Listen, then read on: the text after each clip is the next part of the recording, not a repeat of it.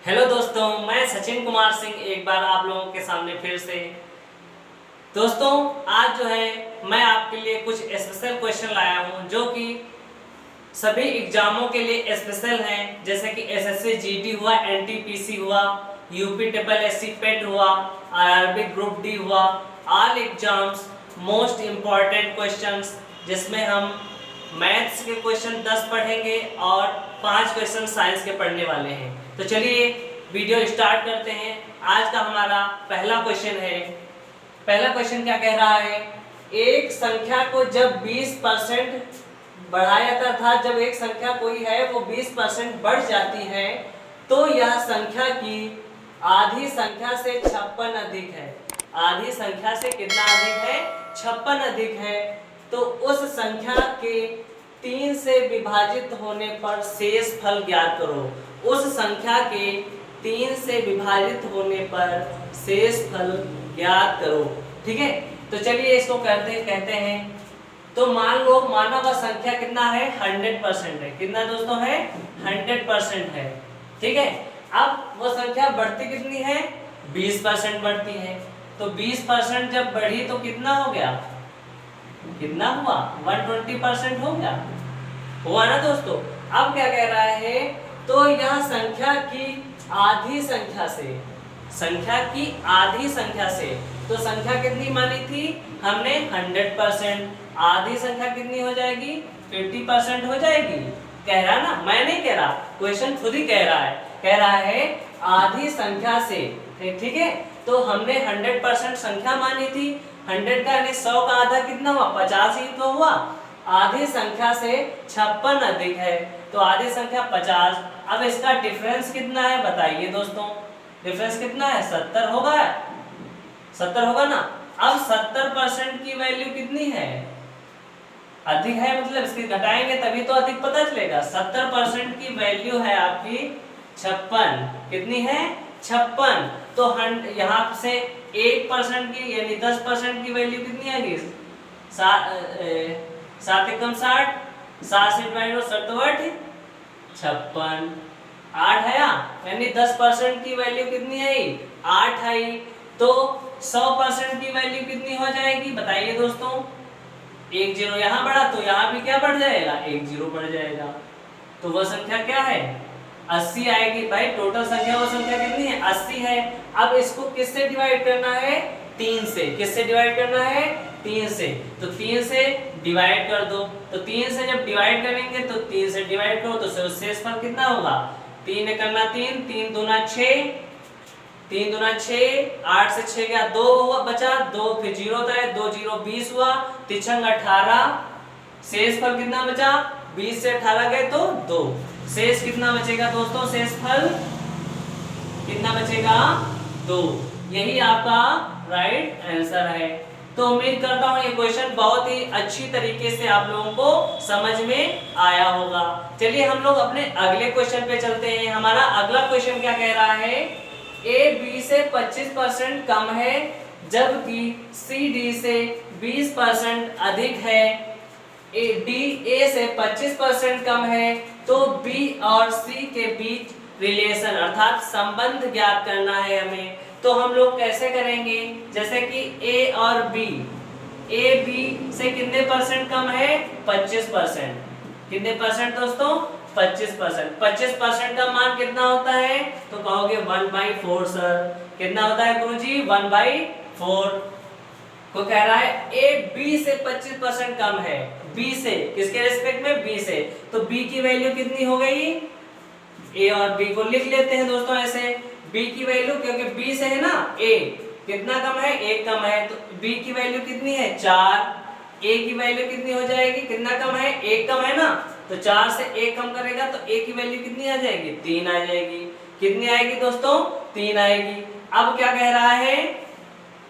कह रहा है जबकि सी डी से 20% अधिक है। 20% की वैल्यू कितनी होती है? 1/5। 20 25 100 है नहीं, 1/5। सी और डी की वैल्यू कितनी हो जाएगी दोस्तों? सी रेशियो डी। ठीक है, सी डी से, किससे? डी से। डी की वैल्यू कितनी? 5। कम है, अधिक है ना, तो 1 जोड़ देंगे। सी की वैल्यू कितनी हो जाएगी 6, डी की वैल्यू 5 और सी की वैल्यू 6, तो 6:5।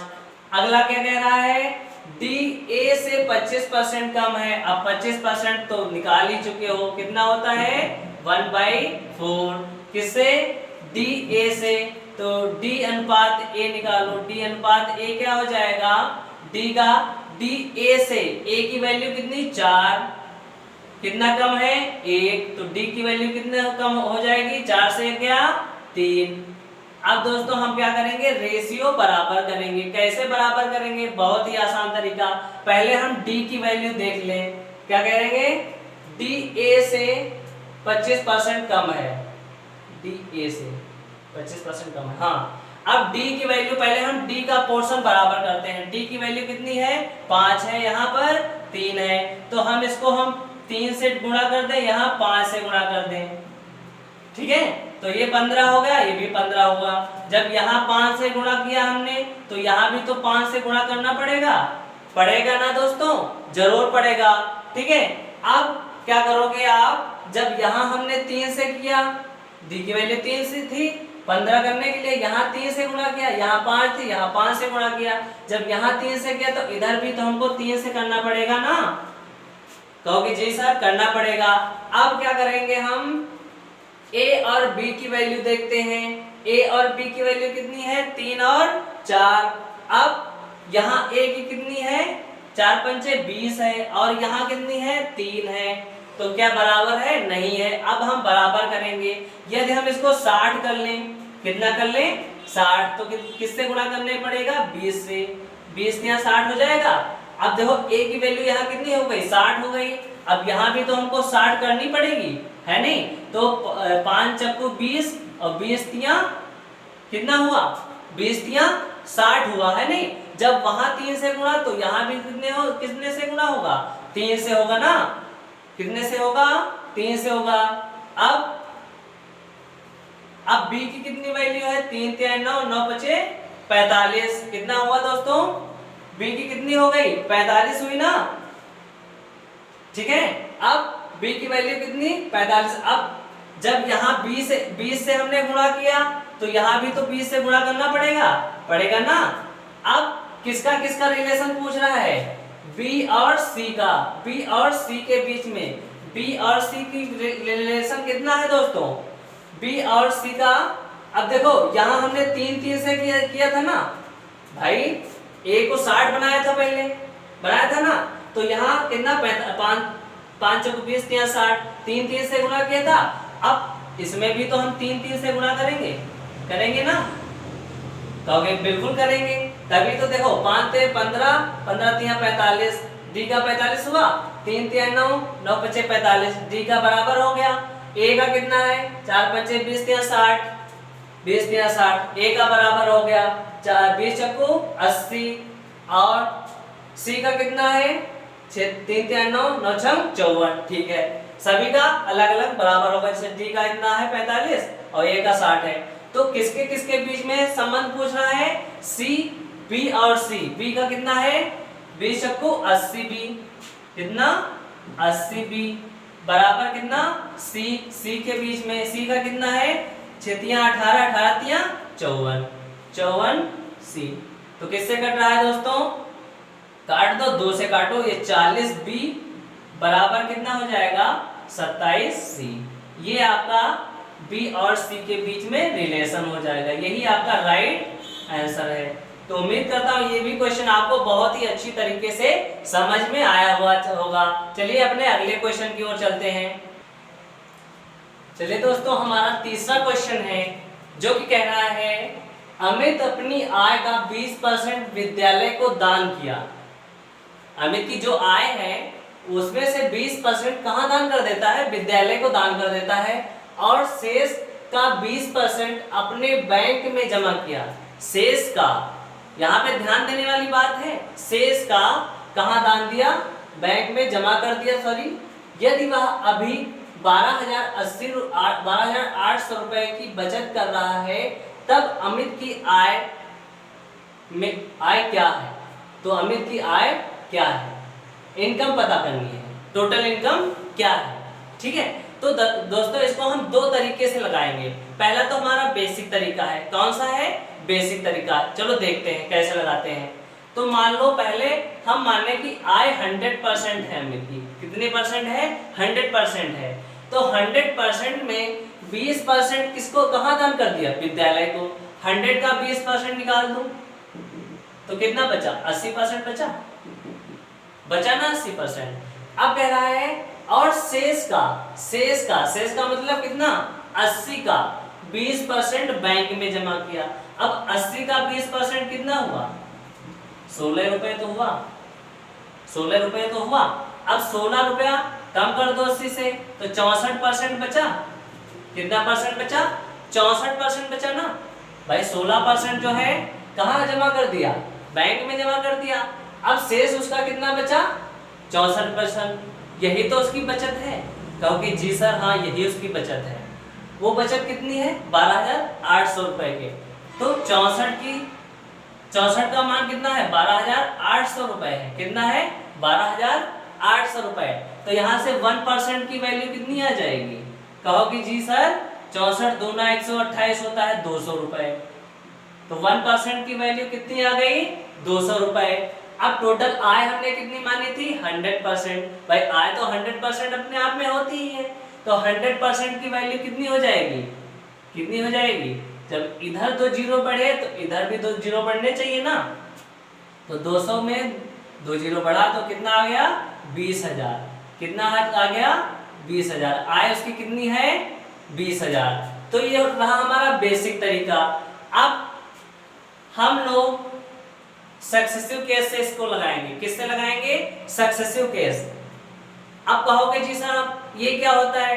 तो सर तो आपके हाथों में, आपके दिमाग में बैठेंगे नहीं। सर कहते हैं कि हमारा चैनल खोलो, उसमें परसेंटेज पार्ट 1 से लेकर पार्ट 6-7 तक अपलोड किए गए हैं, बेसिक से लेकर। वो देखिएगा, आपको पता चल जाएगा कि सक्सेसिव केस क्या होता है, कैसे, कहां पे, कैसे लगाया जाता है। ठीक है, तो क्या लगाएंगे हम? Successive case. सक्सेसिव केस क्या होता है? अब कह रहा है अमित अपनी आय का 20%। अब 20% की वैल्यू कितनी होती है? 1/5। कितनी होती है? 1/5। ठीक है, कहां दे दिया? दान कर दिया। अर्थात पहले 5 थी, दान कितनी की? 1। तो कितनी बची? 4। भाई 5 पहले थी, 5 रुपए था, दान कितना किया? 1। तो कितना बचा? 4 बचा। ठीक है, और शेष का याद रखना, जब शेष का क्वेश्चन में हो तभी सक्सेसिव लगेगा। शेष का 20%, फिर 20% वैल्यू दे रहा है। 20% को क्या लिखेंगे? 5, 1/5। बैंक में जमा किया। कहा जमा किया? बैंक में। तो 5 थी, 1 जमा किया तो कितना बचा? 4। ठीक है, 5 से 4 हुआ। जमा कर रहा था, घट रहा ना। तो अब इसकी क्या करते हैं? हम गुणा करते हैं लंबवत। ठीक है, तो 4 चक्कू 16, 5 25। अब ये 25 क्या है? उसकी कुल आय है। और 16 क्या है? उसकी क्या है? बचत है। क्या है दोस्तों? बचत है। ठीक है, अब 16 की वैल्यू कितनी है? 12,800। कितनी है? 12,800। जब 16 की वैल्यू 12,800 तो 1 की वैल्यू कितनी होगी? 16 8 128 होता है ना, 800। 1 की वैल्यू कितनी आ गई? 800। अब कुल आय कितनी? 25 है। कितनी है आय? 25। तो 25 की वैल्यू कितनी हो जाएगी? भाई 1 की वैल्यू 800, तो 25 की वैल्यू कैसे निकालेंगे? 800 से 25 की गुणा कर देंगे। तो 25 8 कितना होता है? 200 होता है। और ये 2 जीरो जो बचे वो लिख दिया, 20,000 आ गया। ये आपका राइट आंसर। ये आपका दूसरा तरीका था। तो उम्मीद करता हूँ ये दोनों तरीके आपको बहुत ही अच्छी तरीके से समझ में आए होंगे। चलिए अपना चौथा क्वेश्चन देखते हैं। चौथा क्वेश्चन क्या कह रहा है हमारा? कह रहा है एक चुनाव में यदि ए को बी की तुलना में 8.33% अधिक वोट मिले। मतलब कह रहा है यदि एक चुनाव में 2 लोग हैं, ए को बी की तुलना में 8.33% अधिक वोट मिले तो बी के वोट ए द्वारा प्राप्त वोटों से कितने प्रतिशत कम है, कितने प्रतिशत कम है कह रहा है नहीं। अब बताइए हमारे प्यारे स्टूडेंटों कि 8.33 को हम क्या लिखते हैं। अब कहोगे कि गुरुजी हमको पता नहीं। अब गुरुजी क्या करें, गुरुजी यही कहते हैं कि गुरुजी का परसेंटेज पार्ट 1 से लेकर के 6-7 पार्ट तक परसेंटेज के अपलोड किए गए हैं, वो जाके देखिएगा, आपको ये चीजें क्लियर हो जाएंगी। तो 8.33 को हम लिखते हैं 1/12। कितना लिखते हैं? 1/12। ठीक है, 1/12। अब कह रहा है कि एक चुनाव में यदि ए को बी की तुलना में 8.33% अधिक वोट मिले, ए और बी दो लोग हैं, 1.33 अधिक वोट मिले किसको? ए को बी की तुलना में, ए को बी की तुलना में, तो 12 क्या है? बी का मान है, तो 12 बी का मान हो गया। तो ए का कितना होगा? अधिक मिलने, कितना अधिक मिल रहा? 1 अधिक मिल रहा है, तो 12 में 1 जुड़ेगा, कितना हो जाएगा?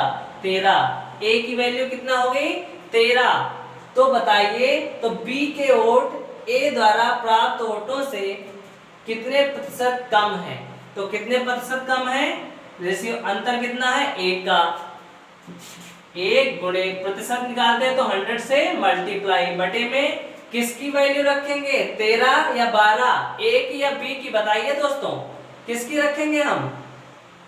कह रहा है बी के वोट ए द्वारा प्राप्त वोटों से कितने प्रतिशत कम है। बी के वोट ए के द्वारा प्राप्त, ए के रिस्पेक्ट में कह रहा है, तो ए की वैल्यू रखेंगे, कितनी रखेंगे? 13। तो 13 × 78, 13 × 91 और 9/13 प्रतिशत कम वोट मिले। यही आपका राइट आंसर है। तो उम्मीद करता हूँ ये क्वेश्चन आपको बहुत अच्छी तरह से समझ में आया होगा। चलिए दोस्तों, हमारा अगला क्वेश्चन है, ए और बी का मासिक वेतन एक साथ 40,000 रुपए है। मतलब दोनों का मासिक वेतन कितना है? 40,000 रुपए है। ए अपने वेतन का 85% और बी अपने वेतन का 95% खर्च करता है। क्या करता है? एक्सपेंड कर देता था, खर्च कर देता है। यदि उनकी सेविंग समान अर्थात बचत समान है तो ए का वेतन क्या है? अब बस दोस्तों यहाँ पर सोच का फर्क है, बस सोच का, सेकेंडों का सवाल है ये क्वेश्चन। देखिए करते हैं। ए अपने वेतन का कितने परसेंट खर्च कर देता है? 85। बी अपने वेतन का 95% खर्च कर देता है और उनकी बचत क्या है? समान है। तो आप बताइए कि ए की बचत क्या होगी? ए की बचत क्या होगी? ए जब 85% खर्च कर देता है तो ए की बचत कितनी होगी? 15% तो होगी ना, इंटू ए। कह रहा है समान है मतलब बराबर है। क्या है? बराबर का निशान लगाएंगे। अब बी अपने वेतन का 95% खर्च कर देता है। जब 95% खर्च कर देगा तो कितना बचेगा उसका वेतन? 5% बचेगा। तो 5 × बी। ठीक है, तो प्रतिशत से प्रतिशत कट गया। ठीक है, तो A/B बराबर क्या हो जाएगा? 5/15। 5 × 5 = 5 × 15। A/B बराबर कितना आ गया? 1/3। ठीक है, तो टोटल रेशियो कितना हो गया? टोटल रेशियो कितना हो गया? 3, 1, 4। अब 4 की वैल्यू कितनी है? 4 की वैल्यू कितनी है भाई? मासिक वेतन 4 की वैल्यू है 40,000। कितनी है? 40,000। तो 1 की वैल्यू कितनी आ गई?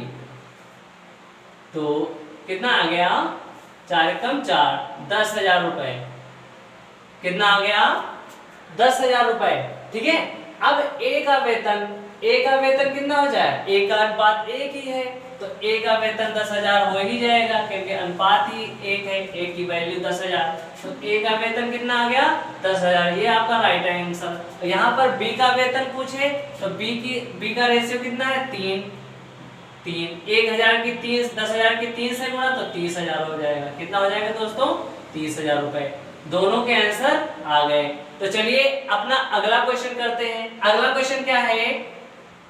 चावल की कीमत में 20% कमी हो जाती है, उपभोग में कितने प्रतिशत की वृद्धि की जाए ताकि खर्च में केवल 5% की कमी आए, 5% की कमी आए। ठीक है, तो दोस्तों देखिए अब इसको हम सक्सेसिव केस से लगाएंगे। किससे लगाएंगे?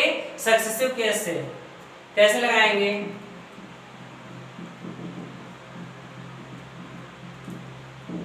क्या होता है, अब देखो 20% की कमी होती है, हो रही ना, तो 20% की वैल्यू कितनी होती है? 1/5, 1/5 अर्थात 5 पहले थी और कमी कितने की हो रही? 1 की, तो 5 से 1 कम हुआ तो कितना रहा? 4 रहा, 4 है ना।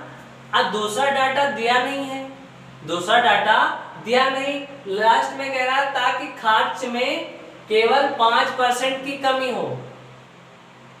फाइनल बता रहा ना, तो हम यहाँ पर x इसको मानेंगे, इसको मानेंगे y। अब क्या खींचेंगे? Line of conclusion. क्या खींच देंगे? लाइन ऑफ कंक्लूजन करिएगा। अब कह रहा है ताकि खर्च में केवल 5% की कमी आए, 5% की कमी आए, तो बचा कितना? 100% होता है ना, कमी कितने की है? 5% की, तो 95% बचा ना। 95% अर्थात कितना लिखोगे इसको? 19/20 लिखोगे। क्या लिखोगे? 19/20 है नहीं, अर्थात कितना हो रहा है? सॉरी 5% की कमी है ना, तो 5% को क्या लिखोगे? 1/20। क्या लिखोगे?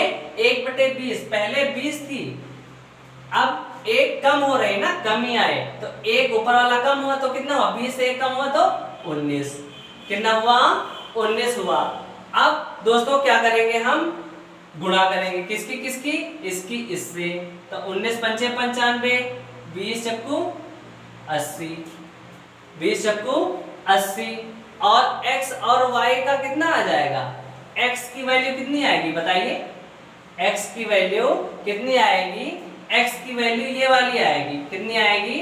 देखो 19×5 = 95 और 20 × 80, ये y की वैल्यू हो जाएगी। किसकी हो जाएगी? y की वैल्यू। ठीक है, सॉरी 19×5 = 95, ये y की वैल्यू होगी। किसकी होगी? y की। और x की वैल्यू कितनी होगी? 20 × 80 और 19×5 = 95। ठीक है, अब डिफरेंस कितना रहा? डिफरेंस कहोगे सर जी 15 का रहा। भाई 95 से 80 का कितना रहा? 15 ही तो रहा डिफरेंस। अब क्या निकालना है? प्रतिशत कमी, कितने प्रतिशत वृद्धि की जाए, कितने प्रतिशत ज्यादा है वहां x y से, y x से, तो 15% ज्यादा है, गुणे 100, क्योंकि परसेंटेज निकालना है। अब बटे में क्या रहेगा बताइए? बटे में कौन सी चीज रहेगी बताइए? बटे में x का मान रहेगा। किसका मान रहेगा दोस्तों? x का, है नहीं? x का मान कितना है? 80। काटो, 0 से 0, 2 × 8, 2 × 5 = 10, 15 बचे 75/4। तो इसको कितना लिखेंगे हम? 4 × 1 = 4, 3 4 × 8 = 32, 18 × 72, 3 75/4। इतने परसेंट की क्या की जाए? वृद्धि की जाए, तो खर्च में इतनी परसेंट की वृद्धि उपभोग में की जानी चाहिए। तो ये आपका राइट आंसर है। तो उम्मीद करता हूँ ये सारे क्वेश्चन के डाउट आपको क्लियर हो रहे होंगे। चलिए हम लोग अपने अगले क्वेश्चनों की ओर चलते हैं। चलिए दोस्तों, हमारा अगला क्वेश्चन है, कह रहा है एक खिलौने की कीमत पहले 30% बढ़ जाती है। क्या होती? 30% बढ़ जाती है। यदि खिलौने की कीमत 20% तक घट जाती है, यदि खिलौने की कीमत अब 312 रुपए है, कितनी है? 312, तो खिलौने की मूल कीमत बताओ। खिलौने की मूल कीमत बताओ। इसको मेरे प्यारे स्टूडेंटों मैं 2 तरीके से लगाऊंगा, वो भी बहुत कम समय में और बहुत अच्छी तरह से आप लोगों को समझ में आएगा। देखिए कैसे लगाते हैं। पहला तरीका क्या है कि 30% बढ़ जाती है। 30% का मतलब क्या हुआ? 10 से 13 हो रही है, 10 से 13 हो रही है।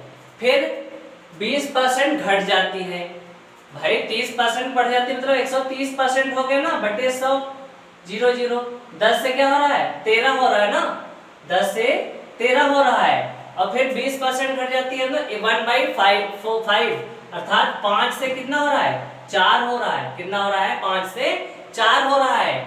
अब इसको करो तो 10 बचे 50, 13 चक्कू 52, 13 चक्कू 52। अब देखो, अब मान लो कोई खिलौना है, कोई चीज है, उसकी कीमत अपने आप में 100% होती है। कितनी होती है 100% होती है। तो ये पहले कीमत कितनी थी 50 है, इसको हम 100 बनाएंगे। कितने बनाएंगे 100, कितने से गुणा करेंगे 2 से गुणा करेंगे, तभी तो 100 आएगा, तभी तो 100 आएगा। जब इधर हमने 2 से गुणा किया तो इधर भी तो 2 से गुणा करना पड़ेगा ना। तो ये कितना हो गया 52 दूना 104। अब 104 की कीमत कह रहा है ना, यदि खिलौने की कीमत अब मतलब पहले जब बढ़ती है और घटती है उसके बाद की कीमत जो कह रहा है 312 रुपए है। तो 104 की कीमत कितनी है 312, तो एक की कीमत कितनी आएगी 3 रुपए। कितनी आएगी 3 रुपए 1% की। तो 100% की वैल्यू कितनी आ जाएगी 100% की वैल्यू कितनी आ जाएगी दोस्तों 300 रुपए। कितने रुपए 300 रुपए। ये आपका राइट आंसर हो जाएगा। अब दूसरा तरीका देखिएगा, दूसरा तरीका कैसे, पहले 30% बढ़ रही है तो हम प्लस के साथ लगाएंगे। एक आपने ये फार्मूला पढ़ा होगा x + y + xy / 100, इससे लगाएंगे। देखिए पहले 30% बढ़ रही है तो प्लस में, फिर 20% घट रही है तो माइनस में 20, फिर प्लस माइनस, पहले घटी बढ़ी फिर घटी, प्लस माइनस माइनस, 20 और 30 की गुणा हो जाएगी तो xy है, तो 20 और 30 की गुणा तो 30 दूना 60 यानी 600 हो गया बटे 100। अब क्या हुआ 0 0 घटा, 20 6 26, 30 से 26 गया 4% बचा। अब देखो टोटल वैल्यू कितनी होती है, टोटल वैल्यू 100% होती है, तो 100 में 4 जोड़ा तो 104% हो गया। 104% की वैल्यू कितनी 312। तो अब 1% की 3 रुपए, 1% की 3 रुपए। अब 100% की मूल कीमत, ये भाई बढ़ने के बाद है, 100 में 4 बढ़े ना तो 104 हुआ। 104 की कीमत 312, तो 1% की कीमत कितनी 3 रुपए।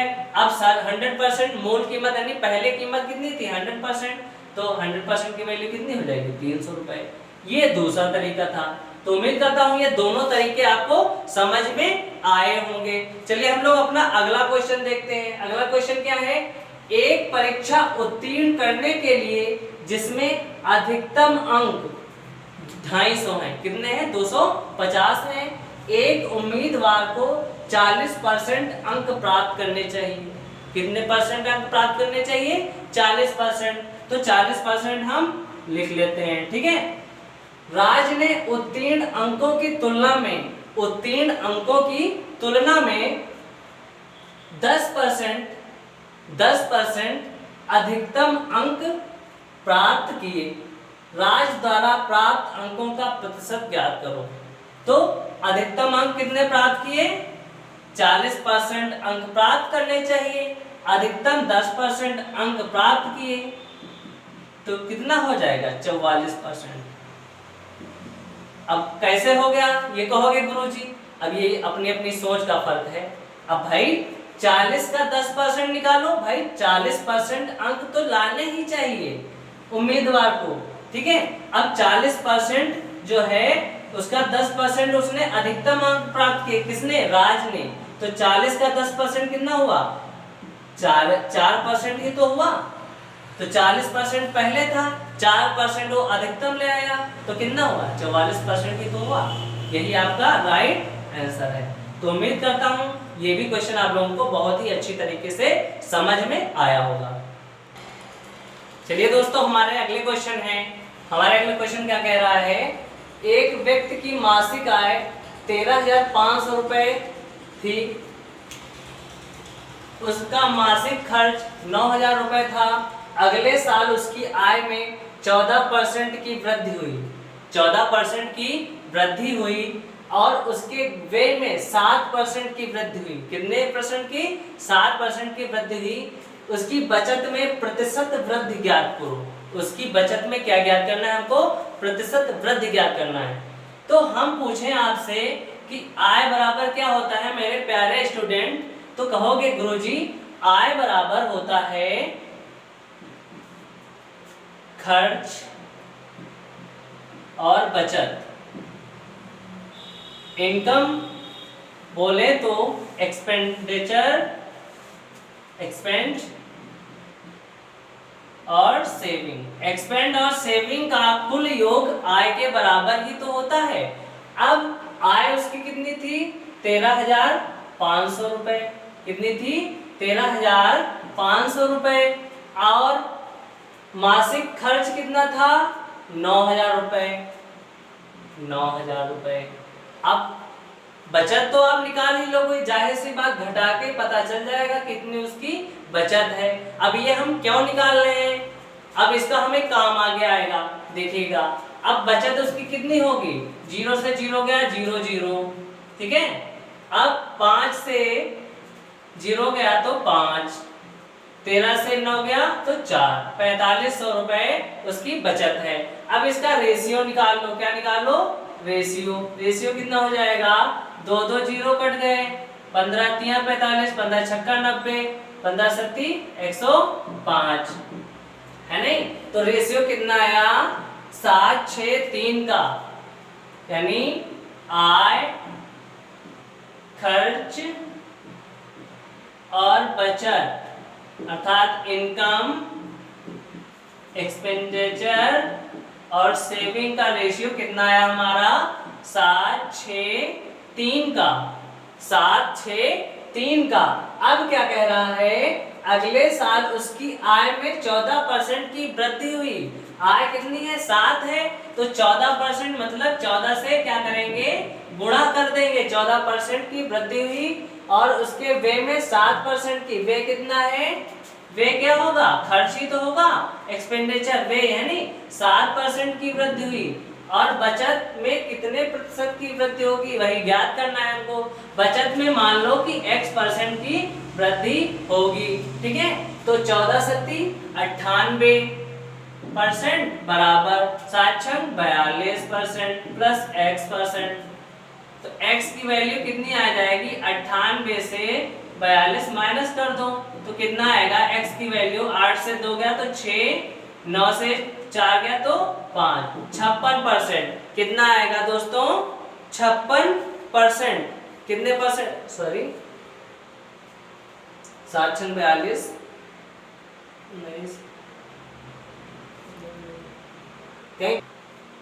दोस्तों थोड़ा गड़बड़ हो गया, माफी चाहता हूँ। यहाँ पे 9 होगा। कितना होगा? 9, क्योंकि 15 से काटा ना, 15 3 45, 15 छक्का 90, 15 9 135। तो यहाँ कितना हो जाएगा? 9 हो जाएगा। कितना हो जाएगा? 9। 14 9 कितना हुआ? 126। कितना हुआ? 126। अब 7 छंग 42, ठीक है। 3 की x से गुणा तो 3x होगा। कितना होगा यहाँ? 3x। अब 126 से 42 माइनस कर दो, तो 126 से 42 माइनस करेंगे तो कितना बचेगा हमारा? 6 से 2 गया तो 4, 12 से 4 गया तो 8, तो 3x की वैल्यू 84। तो 3 से डिवाइड करो, 3 दूना 6, 3 8 तिछंग, 3 दूना 6, 3 8 24। x की वैल्यू कितनी आ गई? 28%। कितनी आई? 28%। उसकी बचत में कितने प्रतिशत की वृद्धि होनी चाहिए? 28% की। तो उम्मीद करता हूँ ये क्वेश्चन आपको बहुत ही अच्छी तरीके से समझ में आया होगा। चलिए हम लोग अपने अगले क्वेश्चन की ओर चलते हैं। क्या कह रहा है? एक वर्ष में गांव A और B की जनसंख्या 3:4 के अनुपात में है। एक गांव है A और B, ठीक है। उसका रेशियो कितना है जनसंख्या का? 3 और 4 का। अगले वर्ष गांव B की जनसंख्या 20% बढ़ जाती है। कह रहा है गांव B की जनसंख्या, B के लिए कह रहा है। अब B की जनसंख्या कितने परसेंट बढ़ जाती है? 20%। और 72,000 के बराबर हो जाती है। तो बी की जनसंख्या कितने परसेंट बढ़ी? 20%। पहले कितने थी? 100% बढ़ी थी, 20% बढ़ गई तो कितना हुआ? 120%। जब बढ़ गई तो कितने के बराबर हो गई? 72,000 के बराबर। कितने के? 72,000 के बराबर। तो 120 का परसेंट का मान 72,000, तो 1% का मान कितना होगा भाई? 0 से 0 कट गया, 12 एकम 12, 12 छंग 72, 600 रुपए। 1% का मान कितना हो गया? 600। 1% का मान 600, तो 100% का मान कितना आ जाएगा? 100% का मान हो जाएगा 60,000। ये कब की जनसंख्या है? कब की है दोस्तों? ये जनसंख्या 1 साल 2 साल बाद की है नहीं? 20% बढ़ नहीं, 20% बढ़ने के पहले की, अर्थात 1 साल पहले की, प्रीवियस ईयर की। प्रीवियस ईयर की जनसंख्या कितनी है? 60,000। किसकी? गांव बी की। गांव बी की, अर्थात तो 4 की वैल्यू कितनी हो जाएगी? बताइए दोस्तों। 100% का मान 60,000, तो बी की वैल्यू कितनी हो जाएगी? तो 4 का वैल्यू कितना हो जाएगा? 4 का वैल्यू कितना हो गया? अब बी की वैल्यू है ना, तो 4 की वैल्यू 60,000, 60 के, तो 1 की वैल्यू कितना? 15 के हो गया। कितना हो गया? 15 के। अब दोनों गांव की पहले वर्ष की जनसंख्या पूछ रहा है, तो पहले वर्ष का अनुपात कितना था? 3 और 4। 3 और 4 मिलकर कितने हुआ? 7 हुआ। तो 1 का मान 15 के और 7 का मान 15 सत्ती 105 के, यानी 1,05,000। कितना हुआ? इकाई, दहाई, सैकड़ा, हजार, 10,000, लाख। 1,05,000 जनसंख्या। उम्मीद करता हूँ ये सारे क्वेश्चन आपको बहुत ही अच्छी तरीके से समझ में आए होंगे। यदि समझ में आए हैं तो लाइक करें, शेयर करें और हमारे चैनल को सब्सक्राइब करना बिल्कुल ना भूलिए। अब इसके बाद हम साइंस के क्वेश्चन डिस्कस करेंगे। चलिए दोस्तों, अब मेरे मैथ के क्वेश्चन हो चुके हैं, अब हम लोग साइंस के क्वेश्चनों के बारे में डिस्कस करेंगे। चलिए, मेरा पहला क्वेश्चन है, कह रहा है अम्ल नहीं होते हैं। अम्ल नहीं होते हैं। पहला ऑप्शन है स्वाद में खट्टे, दूसरा ऑप्शन है इसका पीएच मान, इनका पीएच मान 7 से कम होता है, तीसरा है यह क्षार के साथ मिलकर लवण तथा जल बनाते हैं, चौथा ऑप्शन है ये स्वाद में कड़वे होते हैं। तो इसका राइट आंसर होगा ये स्वाद में कड़वे होते हैं। तो अम्ल नहीं होते हैं मतलब स्वाद में कड़वे नहीं होते हैं। अब कड़वा कौन होता है? क्षार होते हैं। क्षार जो है स्वाद में क्या होते हैं दोस्तों? कड़वे होते हैं। अब अदर ऑप्शन को डिस्कस कर लें। इसका पीएच मान 7 से कम होता है। 7 से कम होता है अर्थात ये अम्लीय होंगे या क्षारीय? अम्लीय होंगे। ठीक है, जाहिर सी बात, अम्ल है तो अम्लीय होगा। ठीक है। अब दूसरा ऑप्शन, तीसरी है क्या? यह क्षार के साथ मिलकर लवण तथा जल बनाते हैं। क्षार का मतलब कोई एक क्षार ले लो, जैसे कि NaOH है, सोडियम हाइड्रोक्साइड के साथ मिलकर लवण तथा जल बनाते हैं, और हाइड्रोक्लोरिक अम्ल ले लो HCl, तो क्या बन जाएगा? NaCl यानी नमक, लवण अर्थात नमक प्लस H2O जल। ये क्षार के साथ अर्थात NaOH सोडियम हाइड्रोक्साइड तथा हाइड्रोक्लोरिक अम्ल की जब क्रिया कराते हैं तो क्या बनेगा? लवण और जल बनेगा। बिल्कुल सही बात है। ये स्वाद में खट्टे होते हैं, तो अम्ल स्वाद में खट्टे होते हैं। ये तो बिल्कुल, ये भी बिल्कुल बात सही है। तो इसका आंसर आपको समझ में आ गया होगा। चलिए अपना अगला क्वेश्चन देखते हैं। हमारा अगला क्वेश्चन है रक्त का पीएच मान होता है। रक्त का पीएच मान होता है, पहला ऑप्शन है 6.4, B option 7.4, C option 7, D option 6.8। दोस्तों अब पीएच की बात पहले करें। पीएच का फुल फॉर्म क्या होता है, ये क्वेश्चन पूछा जाता है। तो पीएच का फुल फॉर्म होता है potential of hydrogen. Potential of hydrogen. अब पीएच पैमाना की खोज किसने की थी? तो हर्शल नामक वैज्ञानिक ने की थी। किसने की थी? हर्शल नामक वैज्ञानिक ने पीएच पैमाना की खोज की थी। ठीक है, अब चलिए ऑप्शन को डिस्कस करते हैं। तो रक्त का पीएच मान कितना होता है दोस्तों? तो राइट आंसर होगा 7.4। अगर ऑप्शन को देखें तो 6.4 किसका पीएच मान होता है? तो मिल्क का होता है, अर्थात दूध का होता है। दूध का पीएच मान कितना होता है? 6.4। अगला सी ऑप्शन देखें 7, तो 7 मान किसका होता है पीएच मान? उदासीन जल का। उदासीन जल का मान कितना होता है पीएच मान? 7 होता है पूरा पूरा। ठीक है, तो वो उदासीन हो जाता है। ठीक है, अब 6.8 बात करें तो ये लार का पीएच मान होता है। लार का पीएच मान कितना होता है? 6.8। तो उम्मीद करता हूं ये दोनों क्वेश्चनों के आंसर आपको समझ में आए होंगे। चलिए अपने अगले क्वेश्चनों की ओर चलते हैं। चलिए दोस्तों, हमारा तीसरा क्वेश्चन है। हमारा तीसरा क्वेश्चन क्या कहता है? अम्लों का राजा कहा जाता है, अर्थात अम्लों का राजा किसे कहते हैं? तो पहला है HCl, दूसरा है H2SO4, तीसरा है HNO3, चौथा है NaHCO3। तो HCl हाइड्रोक्लोरिक अम्ल, सल्फ्यूरिक अम्ल, नाइट्रिक अम्ल, सोडियम बाइकार्बोनेट। अब इसका राइट आंसर क्या होगा? तो H2SO4 अर्थात सल्फ्यूरिक अम्ल को क्या कहते हैं? अम्लों का राजा कहते हैं। अब दोस्तों, एक होता है अम्लों का राजा तो हो गया H2SO4, एक क्वेश्चन आता है कि अम्लराज किसे कहते हैं? क्या कहते हैं? अम्लराज। ये अंतर है, अम्लों का राजा अलग हो गया, अम्लराज अलग है। तो अम्लराज किसे कहते हैं? अम्लराज जो है हाइड्रोक्लोरिक अम्ल और नाइट्रिक अम्ल अर्थात HCl रेशियो HNO3 के 3:1 के अनुपात को क्या कहते हैं? अम्लराज कहते हैं। अम्लराज कहते हैं।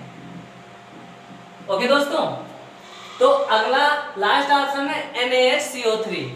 NaHCO3 को सोडियम बाइकार्बोनेट कहते हैं। क्या कहते हैं? सोडियम बाइकार्बोनेट, जो खाने वाला सोडा कहा जाता है। खाने वाला सोडा कहा जाता है, जिसका दूसरा नाम, ठीक है, बेकिंग सोडा। ठीक है, नहीं बेकिंग सोडा नहीं, सॉरी, खाने वाला सोडा बोलते हैं इसको। तो ये का इस क्वेश्चन के सारे ऑप्शन क्लियर हो गए होंगे। चलिए हम लोग अपने अगले क्वेश्चन पे चलते हैं। हमारा अगला क्वेश्चन क्या है? कोशिका का शक्ति केंद्र किसे कहते हैं? कोशिका का शक्ति केंद्र किसे कहते हैं? पहला है लाइसोसोम, दूसरा है माइटोकॉन्ड्रिया, चौथा है केंद्रक, चौथा है सभी। ठीक है, तो इसका राइट आंसर क्या होगा? माइटोकॉन्ड्रिया। क्या होगा? माइटोकॉन्ड्रिया। अदर ऑप्शन को डिस्कस करें, जैसे कि पहला ऑप्शन है लाइसोसोम। लाइसोसोम को आत्महत्या की थैली कहा जाता है। क्या कहा जाता है? लाइसोसोम को, अर्थात इसे आत्महत्या की थैली कहा जाता है। अब दोस्तों क्यों कहा जाता है? क्योंकि आरबीसी और डब्ल्यूबीसी, रेड ब्लड कॉर्पस और व्हाइट ब्लड कॉर्पस, अर्थात लाल रुधिर कणिकाएं और श्वेत रुधिर कणिकाओं की मृत्यु कहाँ होती है? लाइसोसोम में होती है। इसीलिए इसे आत्महत्या की थैली कहा जाता है, अर्थात कब्रगाह कहा जाता है। अगला तो क्वेश्चन क्या है? केंद्रक। केंद्रक क्या होता है? यह केंद्रक में क्या पाया जाता है? इसमें कोशिकाएं पाई जाती हैं। क्या पाई जाती है? कोशिका पाई जाती है, सॉरी, कोशिकाओं में केंद्रक पाया जाता है। क्या पाया जाता है?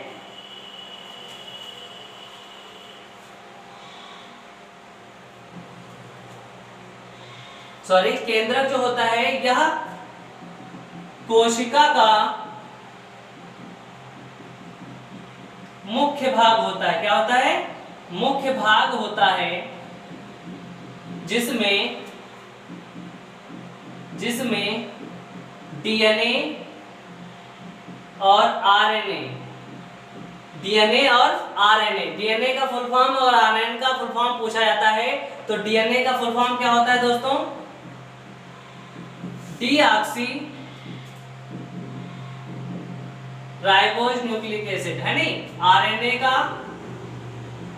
राइबोज न्यूक्लिक एसिड, है नहीं? डीएनए का deoxy ribose nucleic acid, deoxy nucleic acid और आरएनए का राइबोज न्यूक्लिक एसिड, ठीक है? ये दोनों फुल फॉर्म ज्यादातर पूछे जाते हैं।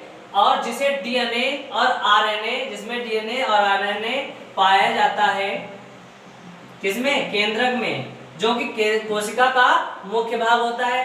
अब डीएनए की बात करें तो डीएनए की खोज किसने की? डीएनए का डबल मॉडल किसने बनाया? ये भी क्वेश्चन बहुत ही पूछा जाता है। तो डीएनए का डबल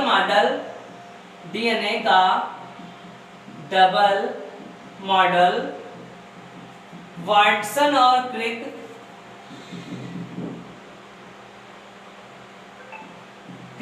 नामक वैज्ञानिक ने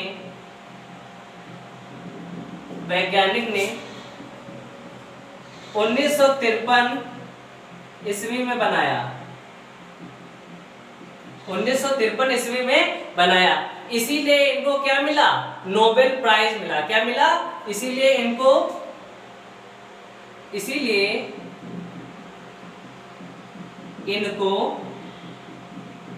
1962 ईस्वी में नोबेल प्राइज मिला। क्या मिला? नोबेल प्राइज मिला। ओके दोस्तों, तो उम्मीद करता हूं ये क्वेश्चन के सारे ऑप्शन आप लोगों को क्लियर हो गए होंगे। तो चलिए हम लोग अपने क्वेश्चन पे चलते हैं। चलिए दोस्तों, हमारा लास्ट क्वेश्चन है इस सीरीज का। तो लास्ट क्वेश्चन क्या कह रहा है? कह रहा है शरीर की सबसे बड़ी ग्रंथि कौन सी होती है? शरीर की सबसे बड़ी ग्रंथि कौन सी होती है? तो पहला ऑप्शन है यकृत अर्थात लीवर, दूसरा है पीयूष ग्रंथि, तीसरा है अग्न्याशय ग्रंथि, चौथा है कोई नहीं। तो इसका राइट आंसर हो जाएगा यकृत, लीवर।